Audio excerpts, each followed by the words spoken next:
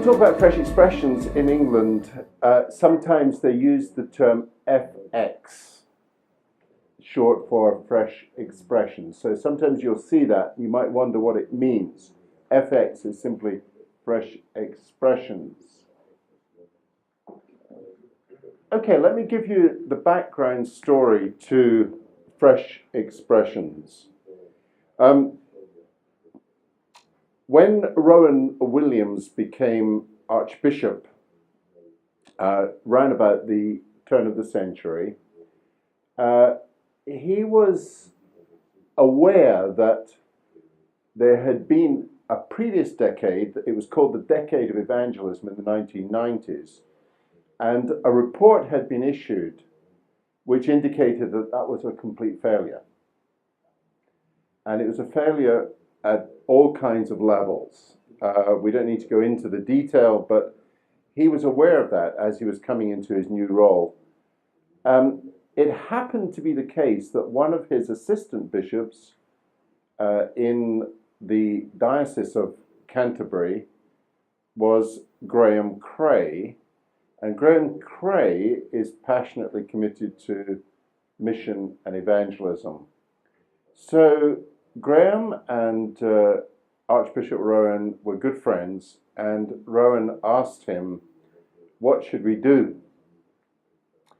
Luckily, Graham Cray had been thinking of this, and he said, "What we need is the ability to have not church planting, but fresh expressions of church." And Rowan was immediately captivated by that idea, and he said, "What does that mean?" And fortunately, Graham had been thinking about what that might mean, and he pulled something out of his pocket and said, "This is what it could mean." And he described a process to him. Archbishop Rowan was in a position to finance that through those who were sympathetic to the cause, and through a number of Christian trusts. It was possible to provide £5 million for the first 5 years or so. So it was really well financed to provide full-time staff and an infrastructure to make something happen. So that was kind of a little bit the background of the story. It got underway formally in 2003, and it's been running since that time. It was originally going to be 5 years, and then it was extended to 10 years, and now it's been extended again. So why did they call it fresh expression of church and not just church planting? The major reason is that the Church of England, by just the name will tell you something. The Church of England has a presence everywhere. So they have something like 16,000 churches. And I'm going to suggest that as I quote some of these figures, that Dietrich has very kindly volunteered to put some of these figures up on the board. So just thinking about what this looks like, if you think about England, not the United Kingdom, just England, we remove Wales and Scotland and Ireland and all these other strange places, just England, there are 56 million people living in England. 56 million, yeah. The Church of England has some 16,000 churches. Not parishes, because some parishes have more than one building, but 16,000 buildings or churches in the Church of England. That's an average, if you do your maths, of 3,500 people per church. So you could reasonably expect that there are enough churches, if they were all effective, to reach everybody. So it's difficult then to talk about church planting. Especially because here's some other figures which are perhaps unexpected. 85% of adults in the UK visit a Church of England during the course of any year for some reason. It might be that they just go in to have a time of quiet on their own and pray. It might be they go at Christmas time. It might be that they attend a funeral or a wedding, or they might go for some social occasion. But surprisingly, in any year, 85% of the population will actually be inside a building within the Church of England. That's a remarkable statistic. There are 44 million adults, that is, people above the age of 18 in England, and 3 million of them attend church at Christmas time. That's the Church of England, not any other church, just the Church of England, 3 million. 1.7 million attend the Church of England once a month, and 1 million typically are found weekly in services within the Church of England. So when the Church of England thinks about mission, it thinks about how to reach those people that it's already connected with more effectively.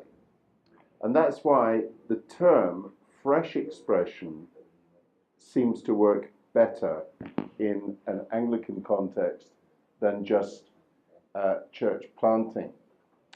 It also works better because there is a need for what Rowan Williams calls a mixed economy. And what he means by that is that the Church of England sees mission much more widely than just what happens in their churches.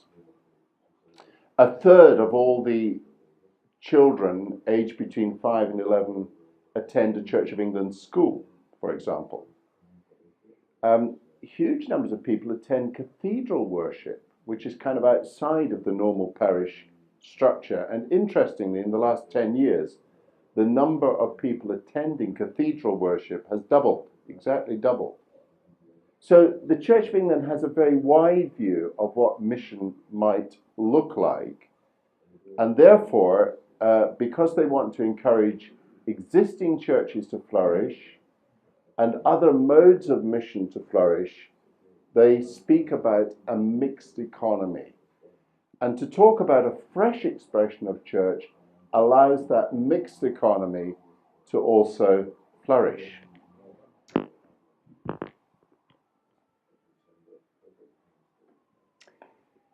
Fresh expressions suggest that the emphasis is all on local experiment. But interestingly, Graham Cray and those attached to fresh expressions realized that that wasn't going to be enough by itself.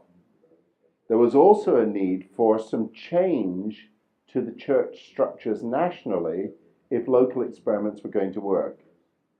And there were two changes in particular that are important to mention. The first of those changes is that they had to change the canon law in terms of the power of priests or vicars. Because prior to fresh expressions, it was possible for a vicar to say, I don't want that expression of church in my parish. So they could veto whatever was proposed. So canon law was changed to stop that happening. So from now on, as long as the bishop agreed, it didn't matter what the parish priest said, an experiment could happen in his parish with or without his, or we can say now, her permission. Okay. The second change that they brought about was a new form of ministry. It's expensive to train Anglican clergy. And not only is it expensive, but it takes a long time. And usually the people who become parish priests are not the kind of people you would use in an experiment. Okay, so they realized that they needed a new kind of minister, somebody who could be trained more quickly, somebody who could be brought in with a different skill mix, and who wouldn't have to take on board all of the responsibilities of parish ministry. So these are called pioneer ministers, and they have a completely different training scheme to bring them into the mix. Interestingly, some of these pioneer ministers are curiously becoming vicars anyway, or priests, but actually the intention is that they be an additional stream of ministers recognized within the Church of England. So these were important elements to make the Fresh Expressions process work. Okay, so what are the main elements then in the strategy? The first element is that in addition to training pioneer ministers, they also have a training scheme called mission-shaped ministry, which they use to try and expose as many priests and lay people in the Church of England to the core concepts of mission. So what does ministry look like that's shaped by mission? So literally tens of thousands of people have gone through these courses. They're just one-day courses where they try and expose as many people as possible to a different way of thinking. Mission-shaped ministry courses. And by the way, you can just download the material for those courses from the internet. It's free. Secondly, they worked hard to create friends within the structures of the Church of England. We don't need to say too much about that, but they realized that they needed people who were going to be advocates for them within the very complicated structures of the Church of England. So that was a strategy. Thirdly, what they were trying to do was develop a sense of movement. And so they worked hard on publicity, news releases, channels of communication, so that constantly people in the Church of England were hearing about Fresh Expressions. They were hearing about it from all sorts of sources, so they could hardly miss it. They were being bombarded by messages about Fresh Expressions. So they're developing this sense that something's happening, there's a movement going on here.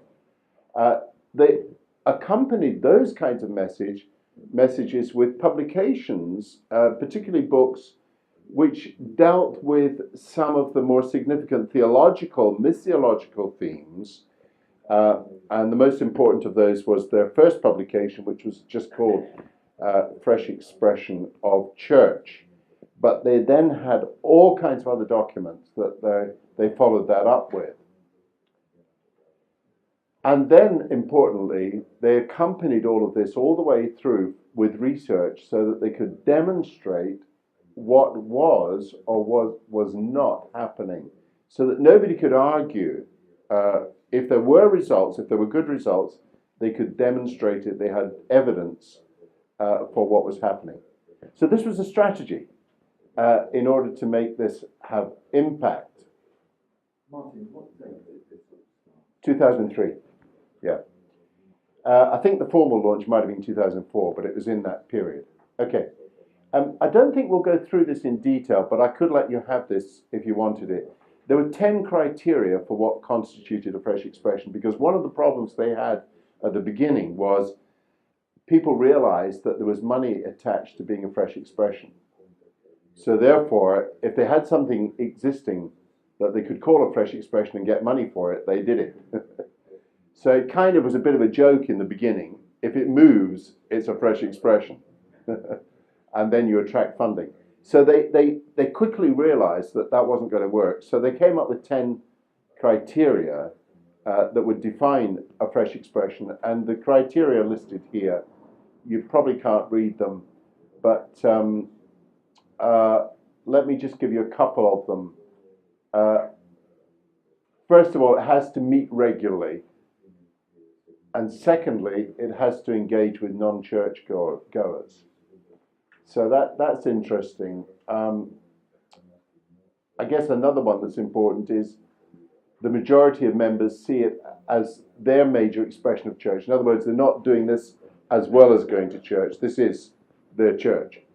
So there are actually 10 criteria which you can have a look at later if you'd like to, or I can email to you for you to look at.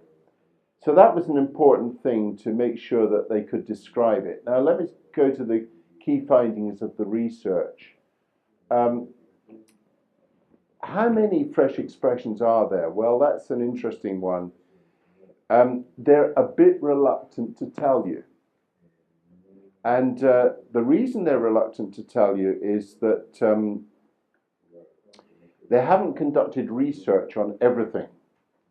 So they've conducted research in 10 dioceses, and there are 44 dioceses. I'm pretty certain that there's about 2,000 fresh expressions. And part of the reason I know that is because Graham Crowe has told me, unofficially. But part of the reason you can work it out anyway, because they've conducted research in 10 dioceses amongst 477 or nearly 500 fresh expressions. So that's about a quarter of the diocese. So you just do the simple maths. It's about 2,000 fresh expressions, which is actually, in percentage terms, is a huge percentage. If you think they've got 16,000 churches already, within a short period of time to have 2,000 experiments is actually amazing.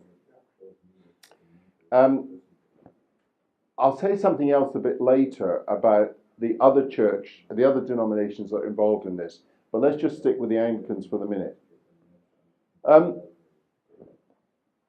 They looked at, in some detail with research, at 477 fresh expressions in 10 dioceses. And what they began to discover was that actually there was a high evidence that there was genuine conversion growth going on. So in other words, typically the research showed 25% of people in a fresh expression were already Christians. That tended to be the core group they started with. Just under a third were people who were coming back to church. So they were the de-churched, but open de-churched. And then just under a half, and this is probably the most significant figure, just under a half had never been to church in their lives before. Now that's an amazing figure. I think that even they were surprised by that. The research also shows that leadership is a key element in the success of a fresh expression. And by leadership, they mean certain kinds of qualities, certain kinds of skills, and certain kinds of intentions.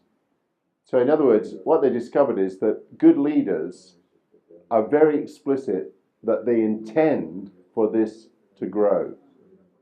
So the intention, the decision that something should grow and must grow, is actually part of good leadership. The other two bits, the skills and qualities, mostly relate to the ability of leaders to mobilize lay people.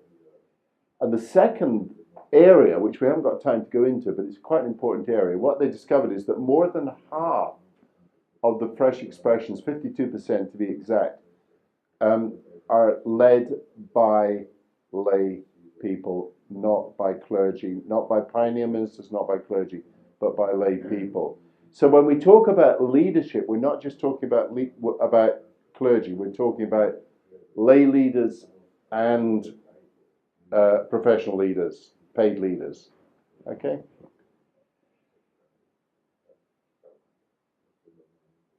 I want to just describe to you a bit of research from one particular diocese. This is the Diocese of Leicester, and this is, I think, a very significant piece of research because I happen to know the Diocese of Leicester quite well because I spent some years living in that area, and it's a diocese which is unremarkable in every respect.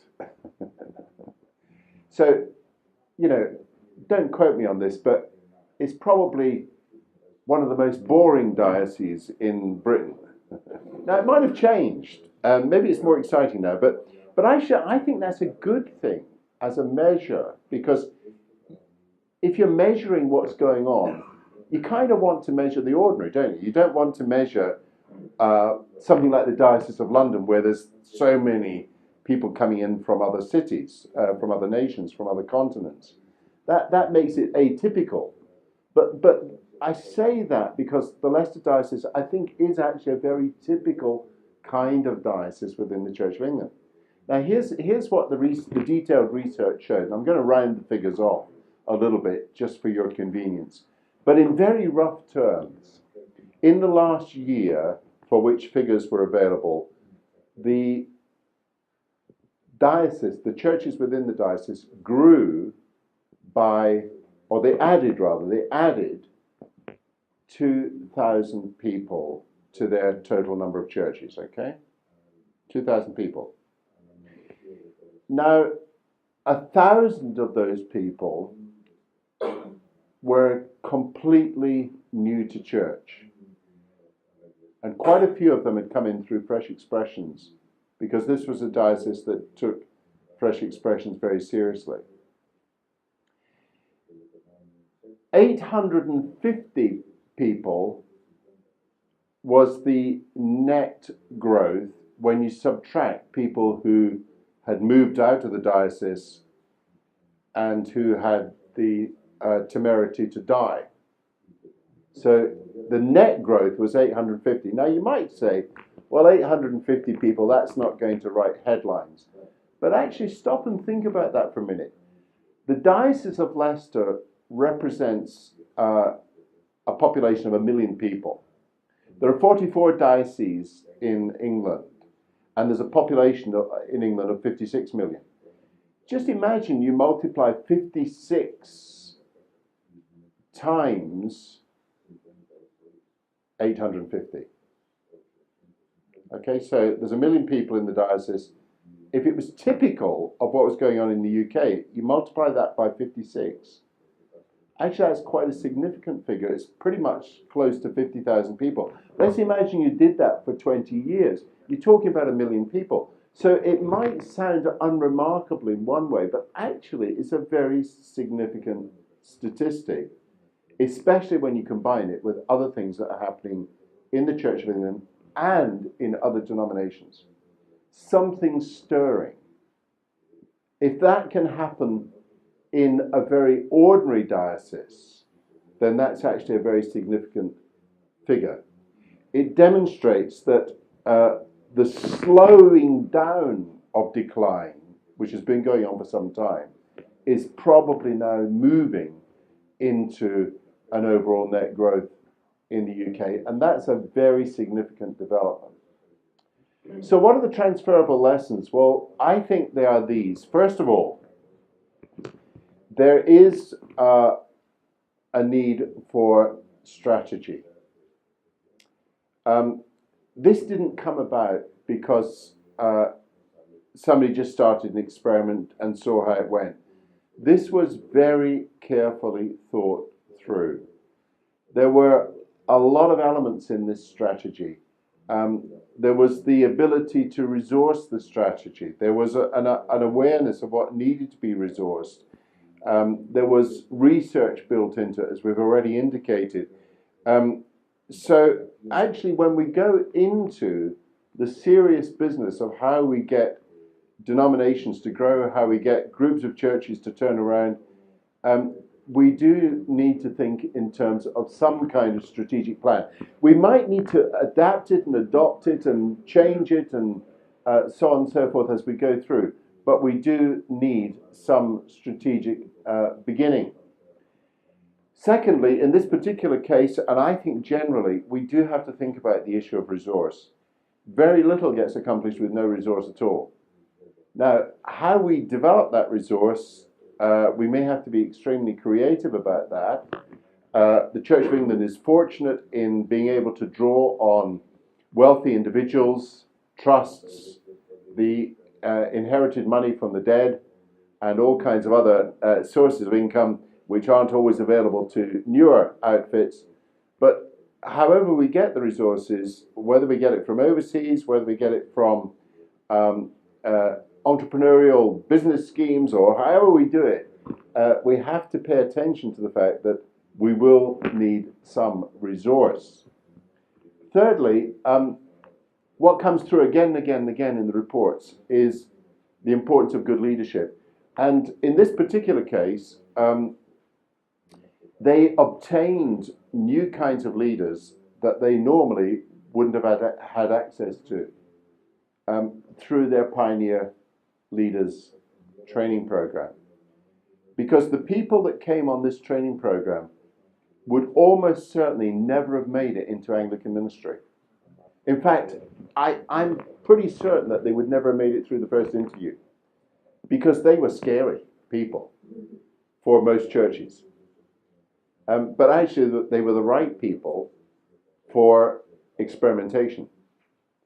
So actually, just by virtue of looking for a different kind of leader, you suddenly have access to a whole set of leaders that normally wouldn't have been on your radar. You wouldn't even have imagined that these could be church leaders, because they're not typically what our filters are looking for. In fact, our filters filter these people out because they're not pastors and teachers. So intuitively, we'd normally filter them out, but actually, we're looking for a different kind of person. And, you know, what we discover as we look around churches in Europe is that there are many, many people who are gifted leaders who have been pushed to the margins of our churches because they are entrepreneurs, and they are deeply threatening to those who are in leadership. And it's a tragedy, actually, because they are our greatest asset and resource, and they're often sitting on the edges of churches wondering how they could be involved. Well, this is a great way to involve them. Fourthly, I hope I've indicated that research is incredibly important, and it needs to be built in from the very beginning, because if we don't build it in from the very beginning, what we discover is it's very hard subsequently to go back and find out what has really happened. So actually, to have people who are gifted in research and to begin to ask them from the very beginning, what kind of information would you need? How do we set up structures from the beginning so that you get a constant stream of the right information? That's something that we normally don't think about, because we're mainly thinking about evangelism mission. We're not normally thinking about the back end of things, the research, but actually it's good to be thinking about that from the very beginning. And training and recruitment is also vital. And the kind of training systems that we need are probably ones that don't currently exist. Now, in the European context, we're beginning to see some of these newer training systems start to emerge. I particularly enjoy the M4 training thing that Oyvind and the guys from Norway have initiated. But there are other similar kinds of mechanisms as well that are beginning to emerge. And the point about these is that they are flexible. They're designed for people who are going to train part-time. They're designed for people who are going to train on the job. They're designed to be led by those who are themselves practitioners, not by professors who haven't actually done church planting. So it's a different kind of training model. And wherever we look around the world and see church planting movements taking off in significant numbers, those are the kinds of training lessons. Sometimes we think, oh, well, that's all right for Africa and Asia, but for Europe it needs to be more sophisticated. It probably doesn't need to be more sophisticated, actually. Now, that's not to say that there isn't a role for other kinds of training, but look, let's be honest about it, folks. Most of our ministerial training, most of our clergy training is actually dedicated to producing theologians of the first order. there is a limit to how many theologians of the first order we need. And we probably don't need them in every church, actually, truthfully. We need practitioners in the churches. So we do have to look at our investment in theological education over a period of time. I'm not dismissing all theological education. I've got a PhD in theology from a recognized secular university, and I loved it. So I'm not opposed to good theological education. I personally enjoyed it. I personally benefited from it. But honestly, we don't all need theological education to that extent. But we do need something. But it's going to be very, very practical.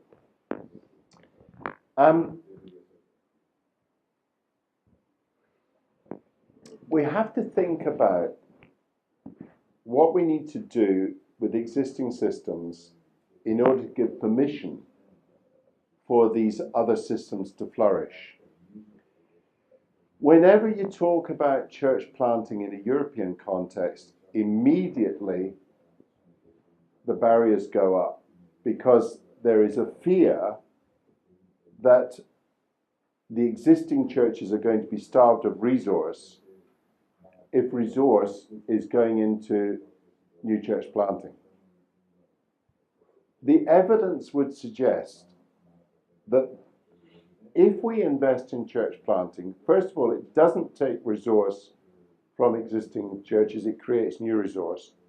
And secondly, the main beneficiaries of a growing network of churches are the existing churches. They're the main beneficiaries. It actually brings more resource into the system for all the churches. So, but here's the point, we're going to meet resistance. So we have to think from the very, very beginning, how are we going to overcome that resistance? Are there models that we can point to from other situations that would encourage the existing churches to think differently? Many times, most of our denominational systems in Europe, most of our denominational systems consist of networks of very small churches. And networks of very small churches are the ones that are most afraid of church planting, especially because we often think about church planting in terms of we're going to send out 50 people. And many of our networks of churches consist of churches that don't actually have 50 people. So they think, how are we going to do that?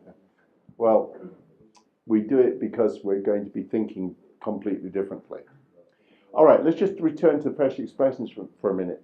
The great thing about fresh expressions from my perspective is that it is ideally suited for all of the state church situations in Europe where church planting is difficult as language. So all of the Lutheran churches in particular, but also some of the Reformed churches in places like the Netherlands, this is language that is much easier for them to adopt. Is there a significant difference between fresh expression and church planting? No. And I sometimes have a little tussle with my good friend Graham Cray. We've been friends for many, many years, well before he started with Fresh Expressions. And I always say to him something like this, well, of course, Graham, Fresh Expressions is another form of church planting. And then he says to me, no, Martin, church planting is another form of fresh expressions. Actually, when you look at the methodology, they are pretty much interchangeable. But the language is important in terms of the audience that you're working with. So when you're working with existing structures, when you're working especially with state churches that already feel they've got the ground covered, the language of fresh expression works much better than the language of church planting. Okay, I said I would mention a little bit about some of the other denominations that are working with fresh expressions. I'm going to mention two, although there are actually more than that in the UK context. The first I'm going to mention is the Church of Scotland. The Church of Scotland is just beginning to come on board with this, and it's too early to draw any conclusions, but they've got the benefit that the Church of England has already been working with this so they can avoid some of the mistakes and learn from some of the wisdom. So I would expect the Church of Scotland to make significant progress with this in the near future. And I should perhaps say in passing that there's a very good possibility that some of the German Lutheran churches will pick up fresh expressions in a serious way quite soon. But the other situation I want to mention is the Methodist Church in England. Now, the Methodist Church is one of those churches which is in free fall in terms of decline.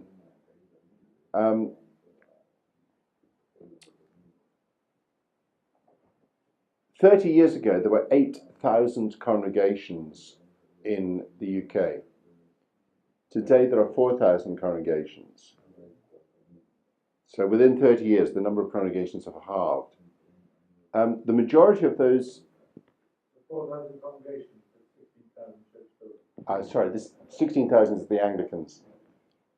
Okay, so we're now talking about the Methodists. Okay, so there used to be 8,000 congregations, there are now 4,000 congregations. Of those 4,000 congregations, the majority have less than 25 people in worship. Okay, the majority. In other words, if nothing happens, the Methodists predict that within 10 years, the 4,000 will be 2,000. And within 20 to 30 years, there'll be very little left, even of those 2,000.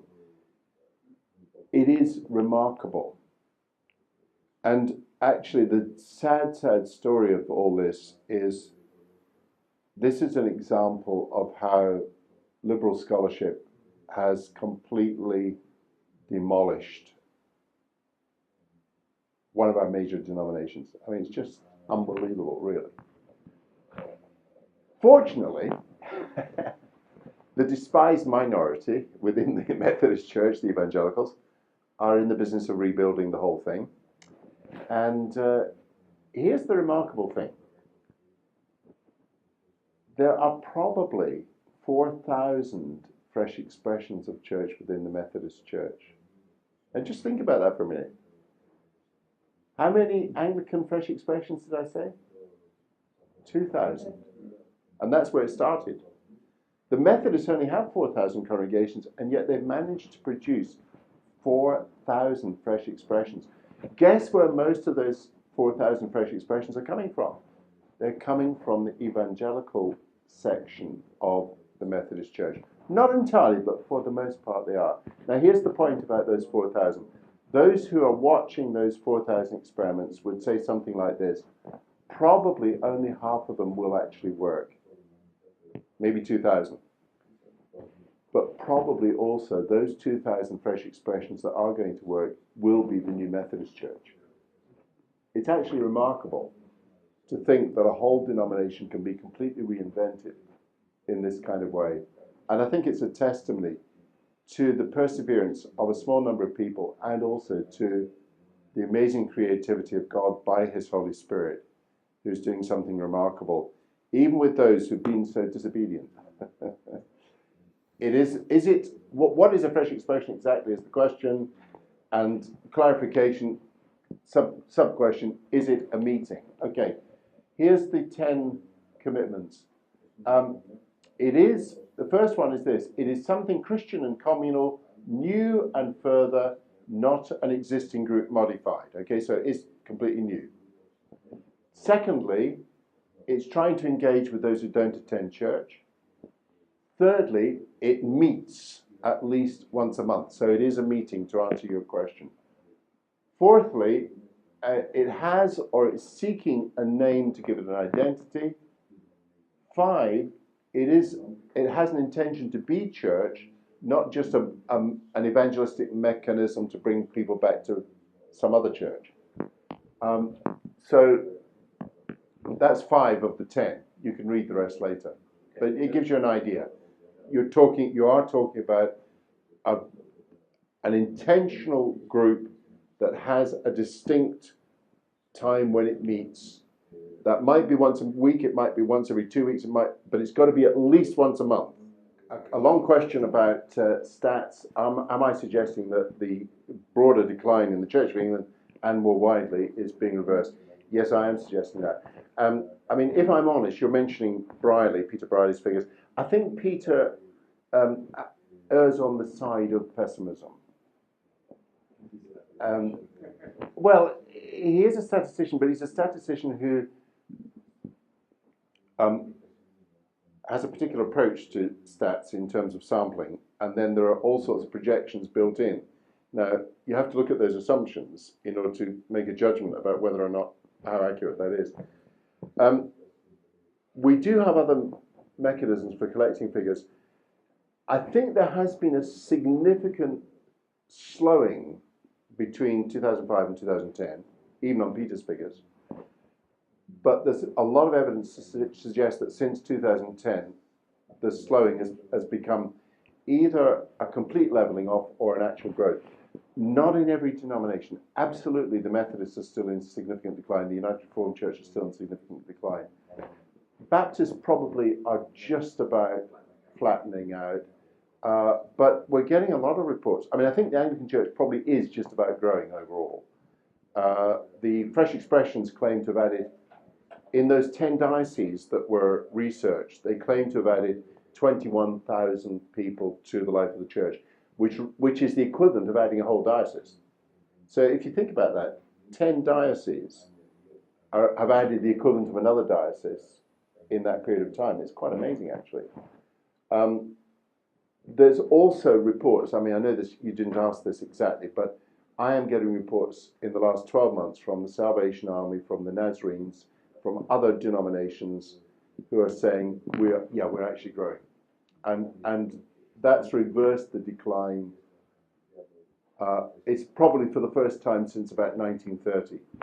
So it is a remarkable shift. And I think it's a further indication that in the culture more widely, there are a lot of reports that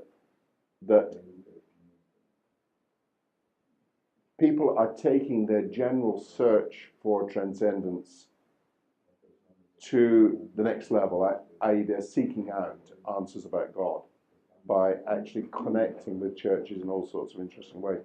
So I think there's been a remarkable shift, and I think it's gathering pace.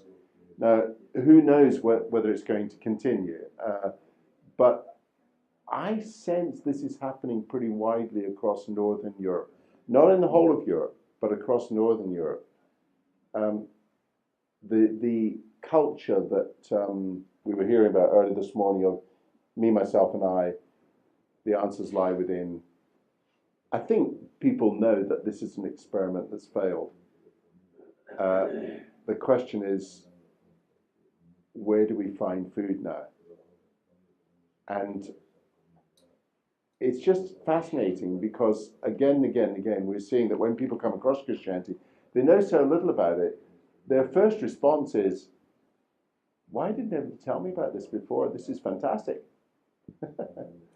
Now, I agree with what you were saying earlier, that the journey in discipleship terms to move from, but I'm an individual, responsible for myself and accountable to nobody, to being a disciple of Jesus Christ is a massive journey. And so we're not just trying to make converts, we're trying to refine Western civilization, which is a big task. But we've had to do that before. You know, that is what happened in the Dark Ages when the monks came and found a warrior culture who were pagans. And what they had to do was refound the whole of Western society, which took 300 years. And it might take us 300 years in order to do that. Okay, so two questions, if I could summarize. One is, how do we learn from the experiments? And secondly, what do some of those experiments look like? Fair summary? Okay. I think this is where the research has been so important, because actually, not only are they doing research, but they're making sure that the research gets into significant digestible forms, and so it's out there. For example, one of the pieces in the research indicates that 66% of fresh expressions are continuing to grow. which is a fascinating piece. Another piece of information which I found it interesting is that the average size of the fresh expressions so far is 44 people. So these aren't huge things. But on the other hand, 66% of those are continuing to grow, so who knows where they might grow to in time. So that's the first issue, how do we learn? I think by making sure that the research is well distributed. What do some of these look like? It's a difficult question to answer, except that the research would suggest that the overwhelming majority of these are not specific in age, they're all age focused. So that gives you a clue. Quite a high percentage of these are related to something called messy church. I don't know if you've come across messy church, but that's an attempt to start with children, and it's a kind of playgroup activity that then involves parents and relates that to a specific act of worship. So that gives you a bit of a feel for how that all-age thing is worked out. So, yeah, I mean, the remarkable thing about many of these experiments is that they kind of all do look a lot like church. In the sense that, guess what? We sing, we pray, we have some kind of sacramental ingredient, we have some kind of exposition of the word, however informal that might be. And that's kind of what you would expect in a way, that the inherited forms of Christian worship, in terms of their constituent elements, tend to be retained.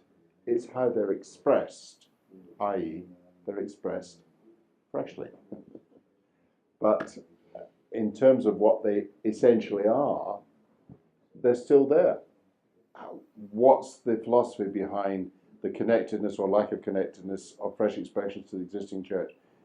And it could be quite a complicated answer. What you're describing in your church, I would say missional communities are not fresh expressions of church. They are missional communities. And I think that's a different animal altogether.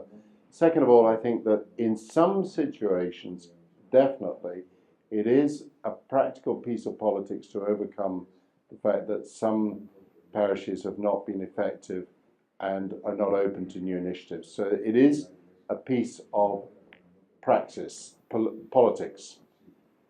And that's not negative, that's just reality. Second of all, those vicars, leaders, parishes who want to be strategic and intentional and realize that there are significant groups in their parish that they're not reaching, see this as a very important evangelistic mission tool to be able to extend the effectiveness of their church.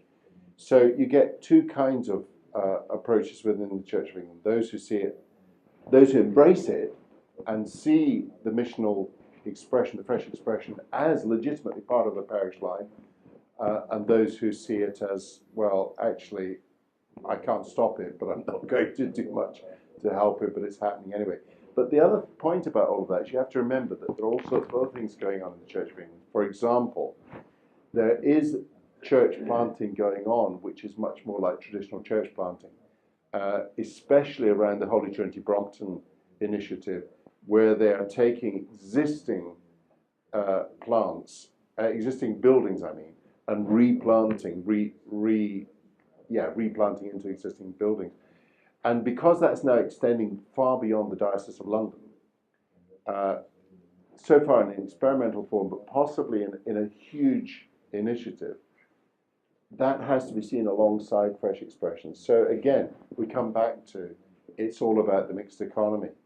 And it's just encouraging to see that the Church of England is so committed to mission that actually they're letting all sorts of things run, which 30, 40 years ago would not have been a possibility. Now, let me just say, I didn't say this at the beginning, I am not an Anglican, nor will I ever be an Anglican. But I'm kind of from a similar tradition to Baptists. But here's my point. We cannot win England without the Church of England. We can't win England with only the Church of England either. But isn't it great that we're in a situation where we can embrace these different traditions now and see how many people we can introduce to Jesus in the shortest possible amount of time?